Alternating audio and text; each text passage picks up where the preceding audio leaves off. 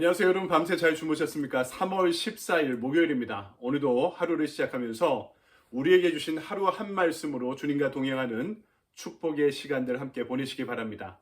오늘 우리에게 주신 하나님의 말씀은 욥기 27장입니다.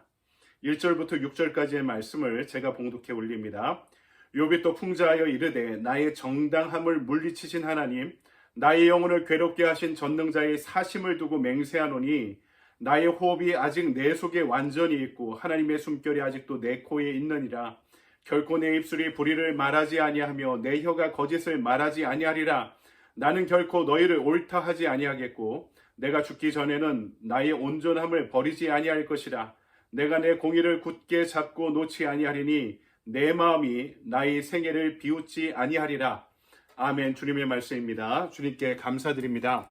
이 아침에 오늘 우리에게 주신 말씀 가지고 나는 죽기까지 결백하다라는 제목으로 하나님의 말씀을 증거하도록 하겠습니다. 제목에서 어떤 욥의 결기가 느껴지십니까? 욥과 세 친구들 간의 우리 3라운드의 이 논쟁이 종지부를 찍어가고 있습니다. 그동안 엎치락 뒤치락 하면서 논쟁이 서로 이어지게 되었는데요. 뭔가 새로운 것 없이 뒤로 갈수록 그 전의 주장을 되풀이하고 있습니다.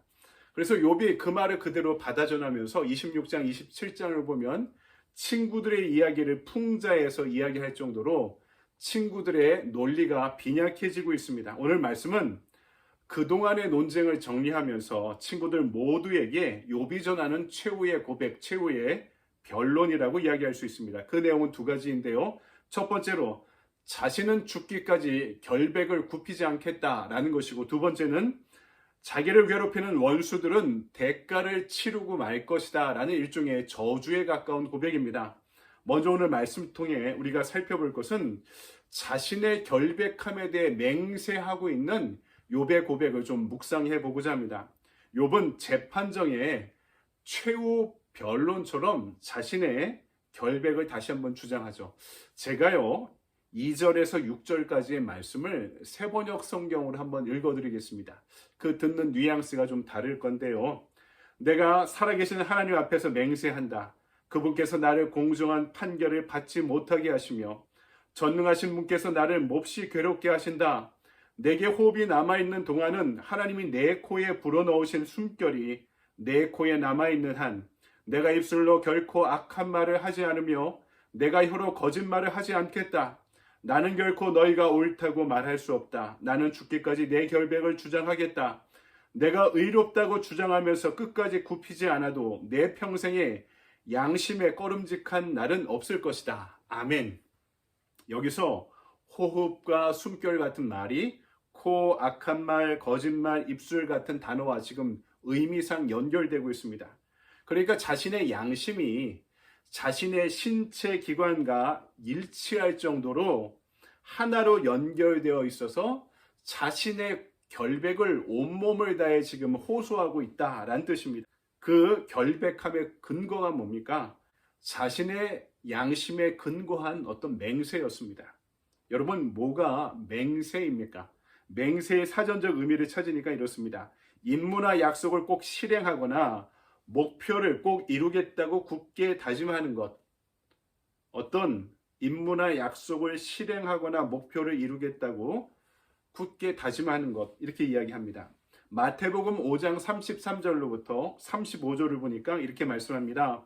또 옛사람에게 말한 바 헛맹세를 하지 말고 내 맹세한 것을 주께 지키라 하였다는 것을 너희가 들었으나 나는 너희에게 이르노니 도무지 맹세하지 말지니 하늘로도 하지 말라 이는 하나님의 보좌이며 땅으로도 하지 말라 이는 하나님의 발등상이며 예루살렘으로도 하지 말라 이는 큰 임금의 성이며, 이렇게 말씀합니다. 하나님 앞에 맹세하지 말라. 하늘로도 땅으로도 큰 성을 두고도 맹세하지 말라. 너희가 그 맹세를 지키지 못한다. 하나님 앞에 맹세한 것은 꼭 지켜야 된다. 예수님이 말씀하는 거죠. 맹세는 아주 엄중한 것입니다. 하물며 하나님께 맹세한 것이야 어떻겠습니까? 그래서 하나님 앞에 함부로 맹세하고 언약하지 말라고 말씀하는 것이죠. 그런데 지금 욥은 하나님과 친구들 앞에 맹세하고 있습니다. 그만큼 절박하다는 거죠.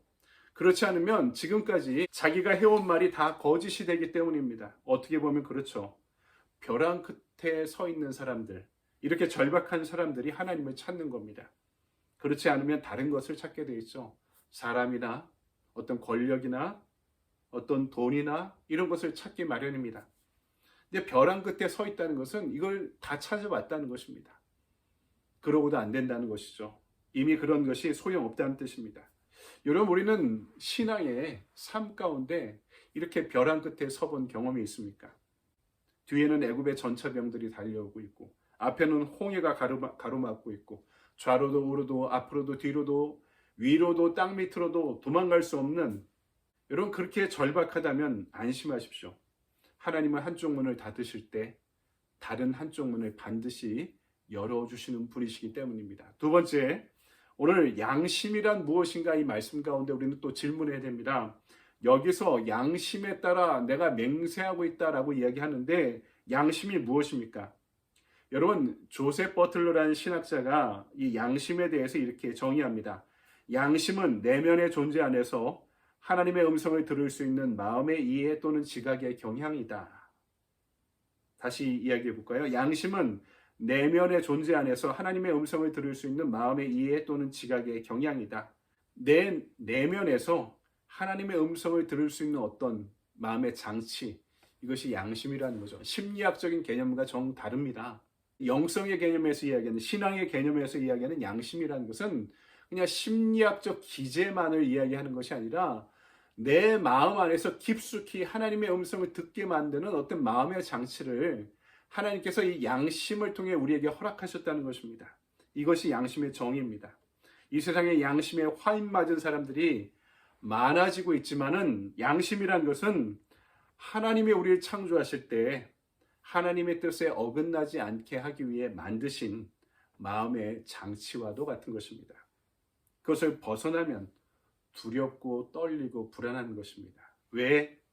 하나님의 음성이 양심을 통해 나를 붙잡고 계시기 때문입니다. 이게 신앙에서 매우 중요한 개념이고 매우 중요한 마음의 장치죠. 사실 양심이라는 것은 나 자신을 있는 그대로 들여다보고 나 자신을 알아가는 것입니다. 지금 욥기를 보면 그렇죠. 하나님이 아는 욥이 있습니다. 그리고 욥이 스스로 이해하고 있는 자신의 모습 욥이 있습니다. 친구들이 아는 욥이 있고요.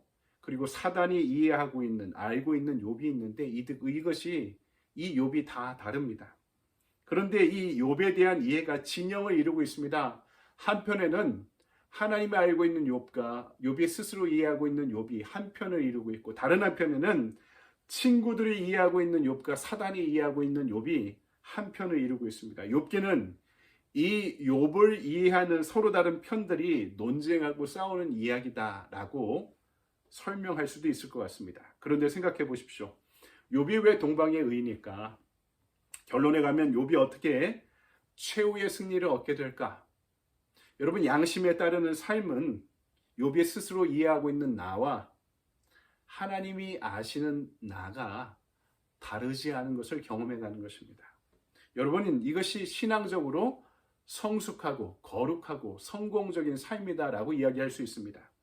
반면에 내가 아는 나와 하나님이 알고 있는 나, 내가 알고 있는 나와 사람들이 알고 있는 나 자신이 다르다면, 분열되어 있다면 우리 인생이 아무리 거룩하고 성공적이라 하더라도 우리는 결국에는 분열된 인생입니다. 양심을 끊임없이 괴롭게 만드는 그런 삶을 살아가는 인생이 되어버린 것이죠. 그래서 양심을 따른다는 말은 결국에는 하나님의 선하신 창조의 뜻을 쫓아간다는 말과 다르지 않습니다. 양심을 주시는, 그리고 양심의 근원 되시는 하나님과 떨어져 있지 않게 되기를 원하는 것입니다. 하지만 우리는 그런 기조에 서서 살아가려고 애쓰고 노력하지만 우리 안에 두 마음이 있어서 그것을 방해하게 만드는 것이죠.